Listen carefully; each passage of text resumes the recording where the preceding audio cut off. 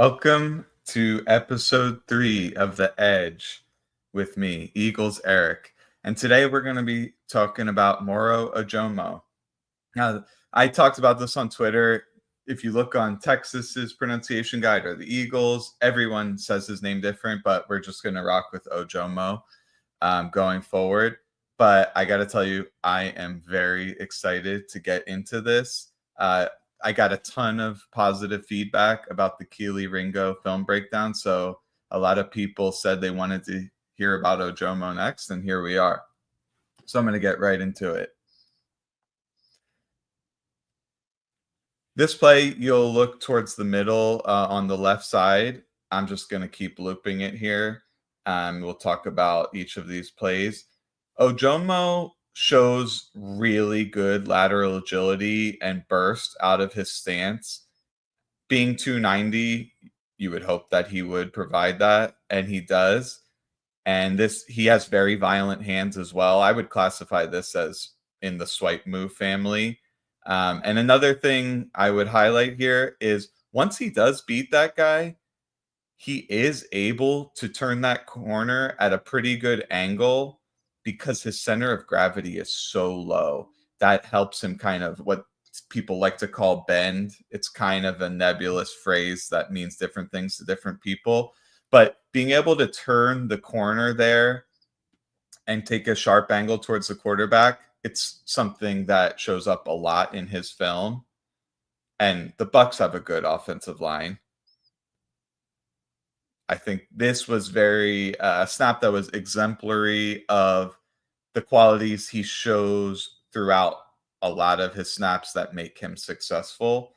And we'll continue on showing more of things he's good at and whatnot. He's the guy who breaks through the line directly on this play with a really nice swim move, getting instant penetration into the backfield.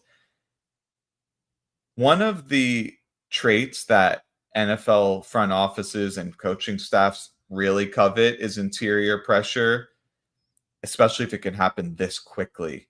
Now, obviously, this is a run snap, and he doesn't get the finish, but it directly leads to the tackle for loss. Beating a guy that cleanly, it actually doesn't look like 73 really tried to block him. They kind of had this reach block with the center, and he wasn't even remotely close to getting over in time. That's the benefit of having great burst. Next, we get into this. This is one of his big highlight plays against the Giants in the middle here. An absolutely devastating club move. And when you watch Jalen Carter, this is what you see. So I would speculate that maybe they had talks about, what can make this move effective. And it's really just coming with an unbelievable amount of force with your arm and trying to knock the guy's head off. And he forces a quick throw here. And you'll see on this play, they have what I like to call a creeper pressure, which is anytime you have a guy coming from a second level, which Dean does here. And even if the guy doesn't get home, what's likely is the players immediately to the left and right of the blitzer are going to get one-on-ones. So when you can take advantage of that, it's something that's a theme with Ojomo is, especially when he's going against the smaller guys, typically centers are smaller, he'll use more power or powerful moves like this and beat them.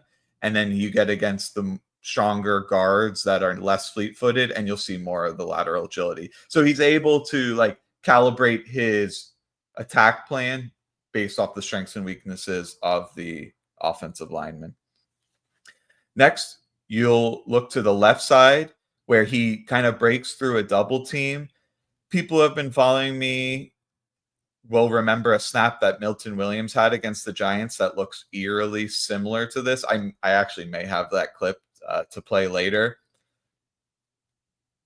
But to me, this is an example of his relentless motor and leg drive. Some guys could get stopped in their tracks on a play like this. but he also flashes a rip move from time to time. It's something I'll talk about more later as we get into it.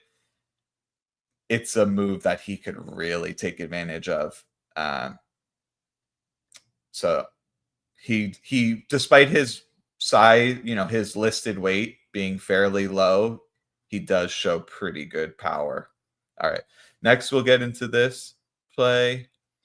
You'll see him in the center of the field here, and he basically just throws the center to the ground. And then he makes a diving tackle. I mean, this is like an A plus plus from the defensive line coach if they're grading this play.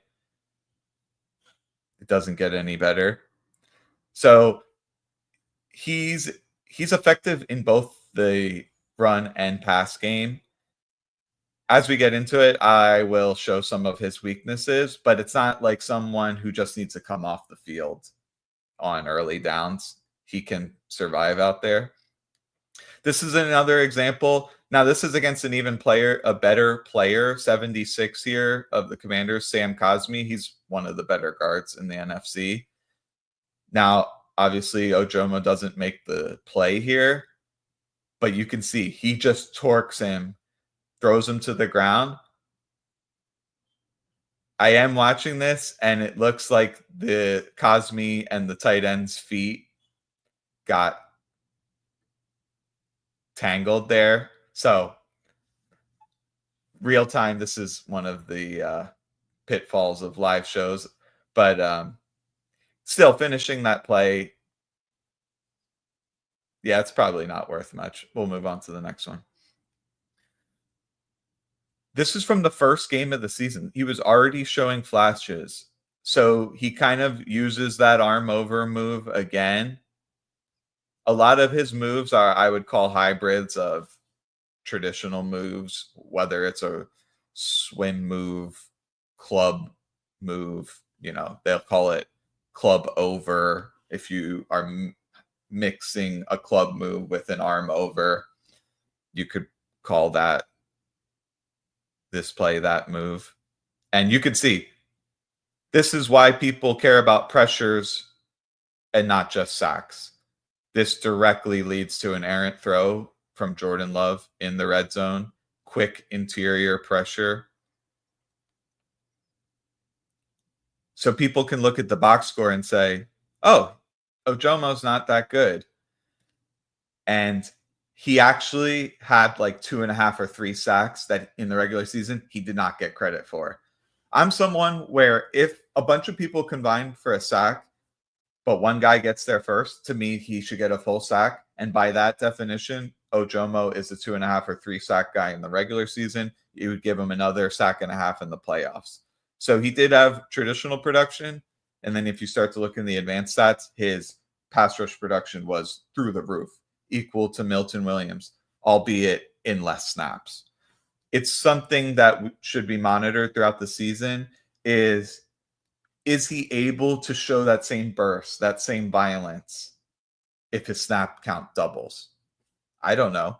For someone of his pedigree, humble beginnings, motor, and lesser weight, I think there's a great chance that he's able to match most of that, violence and burst in more snaps, but it's still an unknown. All right. Now we'll get into some run game plays. I got a ton of clips to go through, so don't worry if there's something you haven't seen yet. So you can see this is a wide zone, a specific concept that gave the Eagles trouble early on, and they actually changed their fronts after this. They less of this kind of gap exchange with the edge darting inside. Now they still do that frequently, but they definitely tweaked their run fits kind of after this game, which was great. But speaking to Ojomo specifically, something that's a theme in his run defense is his ability to use long arms, despite his height being, I think, 20 or 30th percentile, and maybe even less than that. Someone can fact check me on that. His arms are like 85th percentile, 34-inch arms. That gives a tremendous advantage because the offensive line, they're trying to get into your body. They're trying to generate knockback. They're trying to get inside your shoulder pads. Well, if you can just, one arm is longer than two, right? If you can just keep them away from your frame, well, then you're going to be able to move where you want, eat more easily. Doesn't quite get there on this, but look at how good his pad level is. Look at how he has one arm on each of the offensive linemen and doesn't get driven back that far. So, maybe a coach would have been like, Moro, you spent too much time fiddling with the offensive lineman when you should have just tried to shed and get outside. But to me, it's demonstrates some of his abilities in terms of having a really good center of gravity, very low to the ground, able to maintain balance and have a better anchor than you'd expect for someone of his size. And then use those long arms to keep the guys out of their frame. All right, next one. This is him beating a reach block. You'll see 73 here. So he's shooting in this kind of defense. They are almost baiting the Cowboys to run to the right here. You can see there's kind of this what they like to call like a bubble, which means multiple gaps where there's no defenders standing in there next to each other. So immediately offense thinks like, oh, that's where we want to run through. And for people who are familiar with the term underfront, the weak side is where that bubble exists. So a lot of the philosophies about run defense in teams that run under fronts is how can we stop the team from running to our B gap bubble? So in this play, they ask Ojomo, you got to get across, man. We need bodies to where it's vacated pre-snap. So he really beats the guy. It's acceptable to overrun the play in this situation. If you can force a cutback, you've got other guys behind you also coming across, slanting. And then Hunt is able to make the play. How many plays Ojomo created for his teammates to finish? It's an incredible number. And I expect him to finish the plays himself more often next year. But he's just very good getting laterally. All right. Here's a him against the double team. This is a specific instance where Milton Williams is clearly better than him, at least at last year. Now you'll see he does show good technique here. What this is called is a corkscrew technique. They basically try to torque their foot or knee into the ground. And that's supposed to stop the double team from getting vertical push. And we talked about it. His pad level, leverage, tremendous.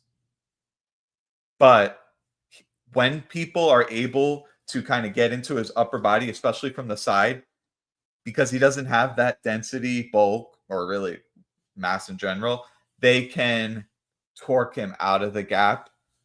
So he does show good technique here. He does show good effort, but he loses, and that leads to an explosive run for the Packers. I wouldn't say this is a terrible rep, but it's one of the areas where you're going to see a drop off compared to Milton Williams. All right, here's a winning example of him showing the same corkscrew technique against the Buccaneers. And you can see this time they weren't able to torque him out of that gap.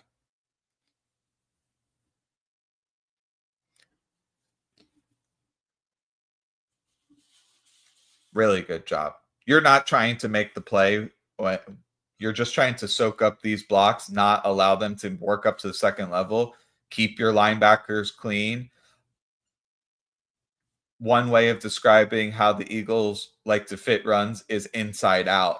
spilling the runner to the outside and letting their linebackers, safeties, and nickel come over and clean it up. So I think this is a really nice rep. All right. This is an area where I expect Ojomo to thrive next year. If you go back to the 2023 Dolphins, and after a few clips, I'll take some questions here. You'll see Zach Sealer and Christian Wilkins run these interior pick stunts, and they got like 10 sacks out of it. It was insane. The most unblocked pressures in the entire NFL. The Eagles didn't do it that much last year. You know, it can create some unsoundness in the run game, potentially escape areas for scrambling quarterbacks. There are some drawbacks to it, obviously, but when teams slide the line to Carter and you have this guy with such good burst, lateral agility, and bend, I mean, that's a recipe for success. So this it's a little bit of a clumsy stunt, but it still worked to a great degree. And if I recall, this was like the winning play against the Panthers where Slay got this pass breakup. So critical moment in the game, the players are dog tired.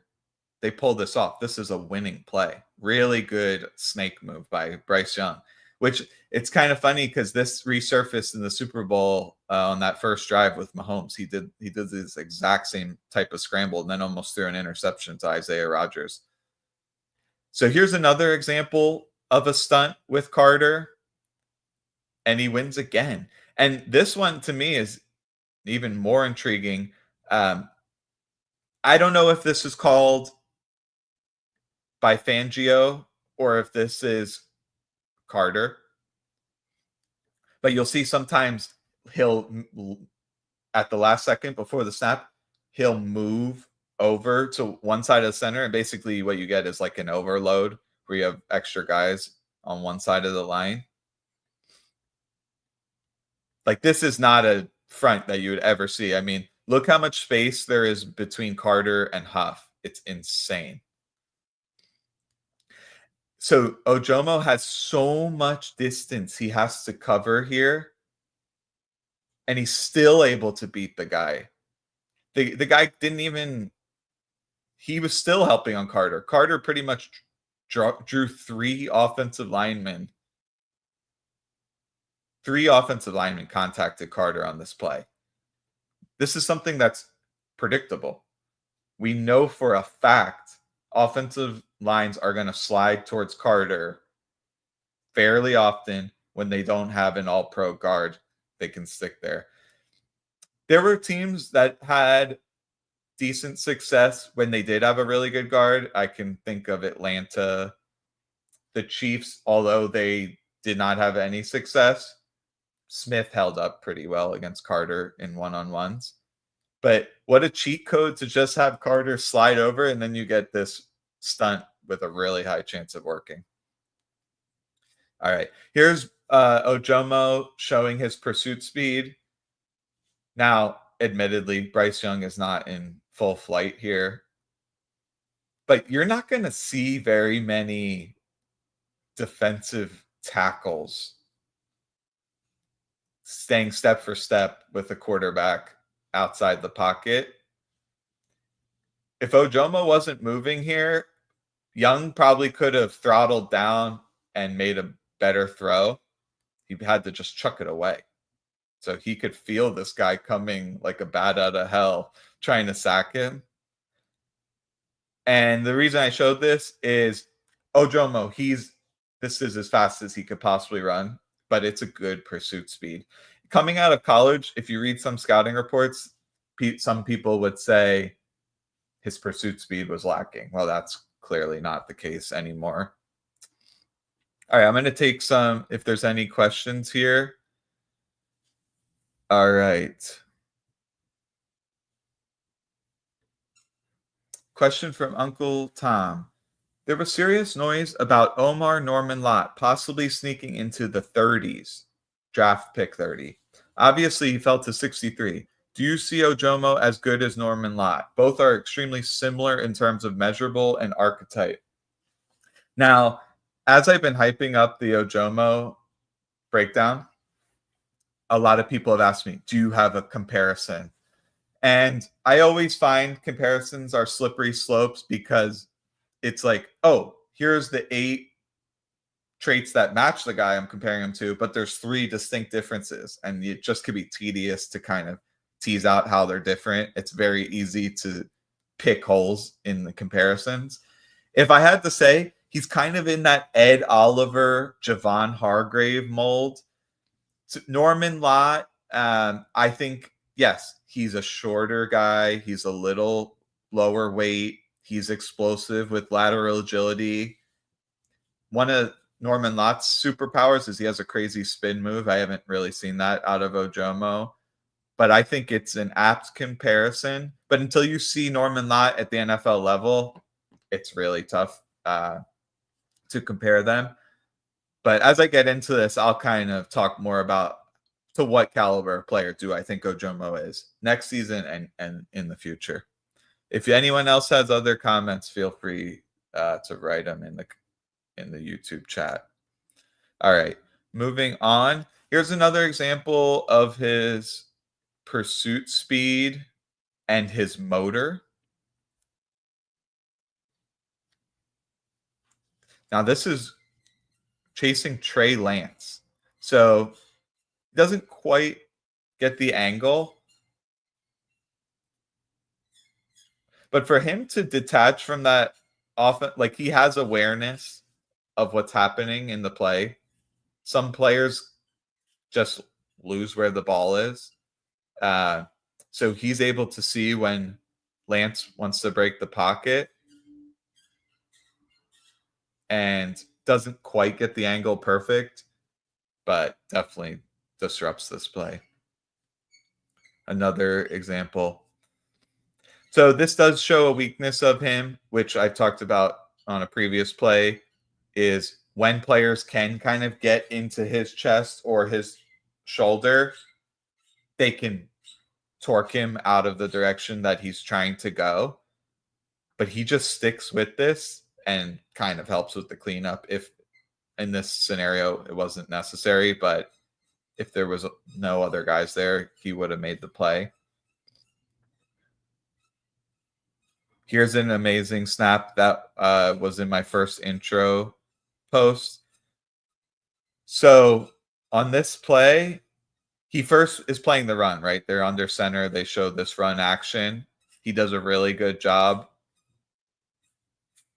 holding his spot, keeping the guy away from his body. As soon as he realizes it's play action, he instantly kind of does this push-pull move, sheds the guy, and he's going to get in on Lamar, but watch closely. The guy tackles him. He reached out with his left arm and grabbed Ojomo's foot. Of course, that wasn't called. But yet another example of a non-sack leading to a poor throw. Now, I don't know if necessarily Lamar sensed him closing in on him, but had he held the ball, he would have got him. Here is a snap from the Super Bowl. And remember, this is an all-pro guard, Trey Smith. He's trying to anchor. So basically, he's trying to stick his feet in the ground and wall Ojomo off. Well, that anchor gets uprooted 3 times. Boom, boom, boom. So this is when you don't have otherworldly power, like a guy with like Jalen Carter or Chris Jones, you have to take advantage of other traits. In this case, long arms, playing with really good leverage, really good pad level, and motor. He's trying with every fiber of his being, getting into a really good, powerful position with his body stacked behind his arms. So this is where you get the maximum amount of force translation from your body like into your arms. So once again, even though he's 290 and change, he's able to get some knockback. Look at how unsettled Mahomes is in the pocket here, and he just chucks it directly into the ground. I would say that was because of Ojomo. All right, here's an example of him losing. Great illustrative example of when he loses, what does it look like? It's like this. The guy gets into his body. He doesn't quite have a counter plan if his initial move doesn't work. But look at that motor. Even though he gets stonewalled, he keeps fighting and actually causes Lawrence to throw the ball maybe a little bit before he wanted. And he gets the hit. Those add up over the game. Those hits add up. But actually, I was just trying to show an example of like when he does lose, what does it look like? Here's another one. So he shows extremely good leg drive on this play. You're going to look right over here. Look, that initial knockback, great, right? We talked about his explosiveness. But he's trying to plow that guy into the quarterback. And at the end of the rush, he kind of tries to get around him. And that's when the guy is able to just push him out of that rush lane, kind of out of the play. So he actually did collapse the pocket pretty good here. But this is an example of like, why doesn't he have a lot of sacks? This is a good example. He also has a lot of arm tackles. All right. Here's a Milton Williams. So this is kind of showing what are things that Ojomo doesn't quite have. Very similar rush that we just saw on the Ojomo play, on this play from Williams, but he does have more power. So you can see on this play, about at the 75% mark, Ojomo then kind of got pushed off to the side, even though he was trying to continue straight into the quarterback. Milton Williams, he's able to take a straight line path directly towards the quarterback. The other guy can't push him off his line at all, and it completely tanks the play for the Giants. So I'm not saying he does not have the power of Williams, but he has other things William doesn't have, like that lateral agility. To some extent, his explosive hands, pursuit speed, dramatically better. And his ability to beat reach blocks is also better. He just doesn't quite have the same anchor in the run game. Williams is just so densely built. Here's another example of Milton Williams bull rush. And you can see he has this power, and he's just pushed that center directly back into the quarterback's lap. So this is a run snap. This is where a coach would start to be like, okay, if we know he's going to get double teamed or go against really strong interior offensive linemen, it's probably not a favorable matchup. And they pretty much did whatever they wanted with him. If he doesn't corkscrew in this play, he just tried to keep them at arm's length. He doesn't have the anchor to hold up, but there's hardly any guys in the game who do. So the fact that he just forced them to keep blocking him and one of the guys wasn't able to peel off because he got pancaked or something and take a second level defender, it's still not a terrible rep, but it's kind of exemplary of some of his shortcomings. Here's a great play because it shows Milton Williams and Ojomo on the field together, and you can see the differences side by side. Look at that. Williams gets 0 knockback, and he's able to just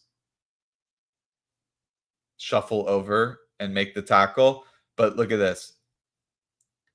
Ojomo, boom, he got knocked completely out of the gap. And I want to say that's Brandon Coleman, who is a very big, strong guy. Someone can fact check me on that. So those are the kind of plays where the coaching staff would be like, all right, let's try to get him in a favorable matchup or get a bigger body in there, potentially Ty Robinson. And one more. Um, this one, you can see his anchor just gets destroyed.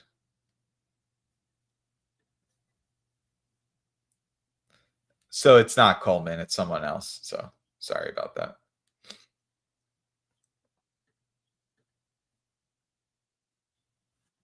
So that kind of, I feel like, is a really good illustration of his strengths and weaknesses. When I knew from what, like, watching the TV copy and the all 22 back during the season, like, he flashed and I was optimistic about him. But then when you take a fine tooth comb and you really look at what he was able to do, it blew me away. You're talking about a guy who could have a Pro Bowl level impact, in my opinion. He's not going to have the counting stats. And generally, that's a big driver for these awards voting or, making all pro, Pro Bowl, or anything else like this. So he probably won't be. But if you're talking about sheer impact, and if you want to look at advanced analytics or just the good old eye test, I think he'll be tremendous. So, anyone, if you have any comments, questions, throw it in there. Happy to answer. Got a question here from N. Do you think he should bulk up a few pounds or his agility needed more? It's a great question. I don't know the answer. It's something you could also pose about Ty Robinson. Is he someone you want to play at 290, unlock that unbelievable athleticism he demonstrated at the combine? Or is he someone that you have a guy like Ojomo, even Booker to some extent, where they're a little bit light, and then you'd rather have another big guy in there? So I think if you want to get the pass rush juice out of Ojomo, his current weight is perfect. If you do decide, hey, teams are going to start targeting us in the run game, you may have him bulk up. But if teams are going heavy run, they play base fronts anyway with 5 down linemen. That mitigates the need for your interior guys to be quite as robust, and have a really good anchor. In fact, there are some concepts where you tell one of your guys, I want you to penetrate as quickly as possible, get in the backfield. If you make the play, great. If you slow them down, great. And then you have other guys, particularly like linebackers, make them right. So if you vacate a gap, the linebacker is protecting you. I could see something like that happening. It's ironic because, Fangio's known for this gap and a half technique where he wants his players to kind of hold their ground and control multiple gaps. And that's why you're able to play light boxes and 2 high shells and still stop the run. But Jalen Carter and Moro Ojomo are like tremendous backfield gap penetrators. So you don't want to take that ability away from them. You want to harness that. And then you let Jordan Davis 2 gap. So, when you get on those like 3rd and 2s, either you have 5 down or you bring in a bigger body. 1st and 10, I think he's totally fine to have out there.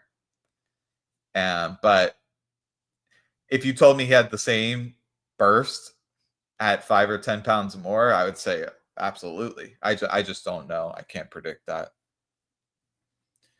All right, see if we have any more questions coming in. Oh, this was a update on his measurables. 33rd percentile height, 17th percentile weight. So that kind of shows you his smaller stature, but 87% arm length, 80% hands. Now, I almost think to some extent the arms become a crutch for him because they are so long. If someone's running by him and he's kind of half engaged with the blocker, he'll just like stick an arm out and it rarely works. Whereas if he knew he didn't have long arms, maybe he would try to get his body involved. And we saw that play earlier where he did make a diving tackle. Let's see if I can bring that back up again. Right here. If he could finish like that every time, then you're cooking with gas. There was just plays that were similar to this that instead of diving or getting his body behind it, it was kind of like haphazardly sticking an arm out. And that's something that could be improved for sure.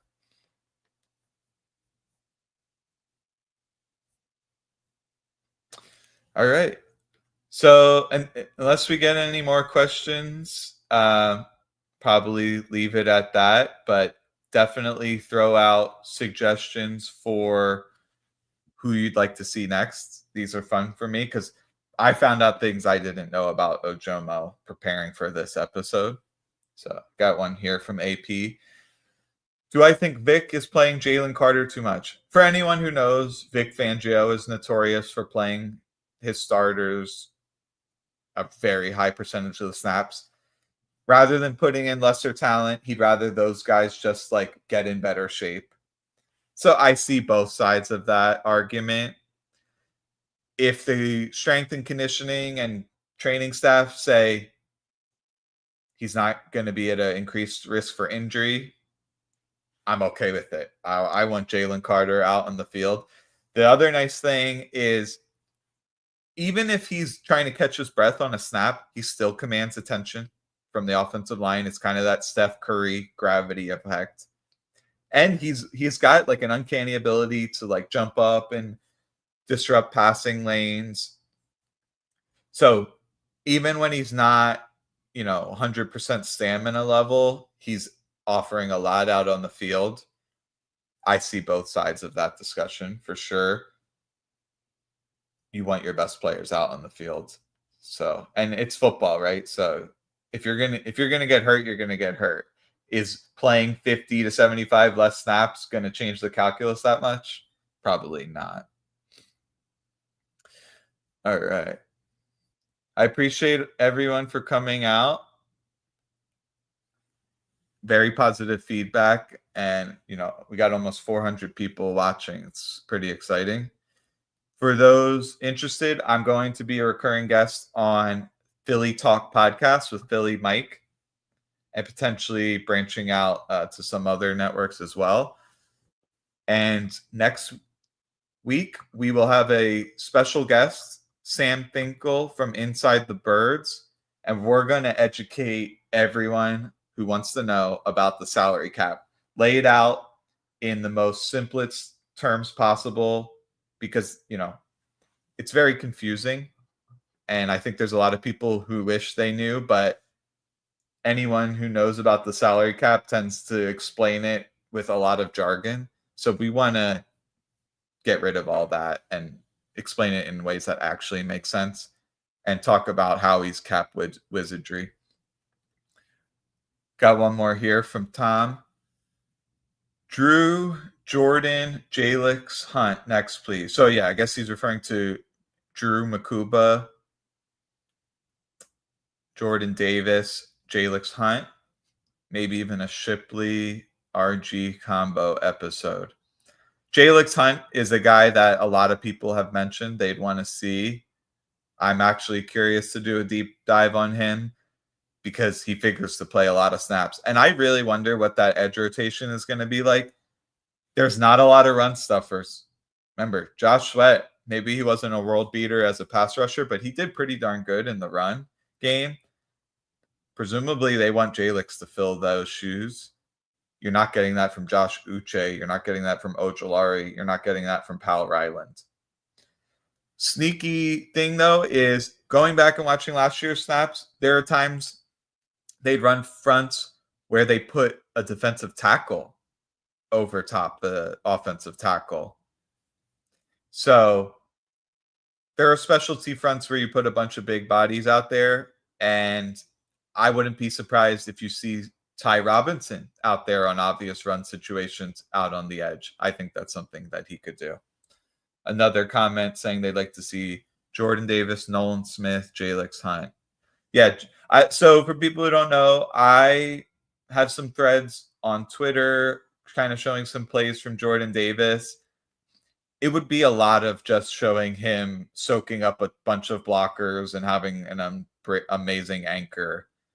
His film's not that thrilling, but what he does tremendously well. 12 point whatever million for his 5th-year option to me was a bargain. So I think I'm zeroing in on Jalix Hunt. So we'll probably get that the week after we do the salary cap episode. All right. Well, I hope everyone enjoyed. One last thing is if you send in a super chat in any future episodes, you will be entered in a drawing to win this bad boy. Jalen Carter, signed helmet, absolutely sick coffee table piece. So just a little bit of incentive if you guys want to support the program. I'm going to be here regardless, but a little sweetener there. And then we have the On the Shane page Patreon. We have a Discord community where we're just chopping it up, talking about all things football. So if you're a football nerd, you'd love it. All right, last comment before we get out of here. JD's postseason was otherworldly, like his Georgia days. Jalix Hunt next. Thanks so much. You're the GOAT. I appreciate that, Tom. Jordan Davis was freaking awesome. The shame is you can see all of his work on the broadcast. I just don't think people are zeroing in on the center of the line, but it's there to see right on the TV copy. You'll be super chatting like crazy next time. We'll have to see. Like, I got to determine like if additional super chats get you more entries. It probably should. I think that's the meritocratic way to go about it. So appreciate everyone for joining. Stay tuned. This was episode 3 of The Edge.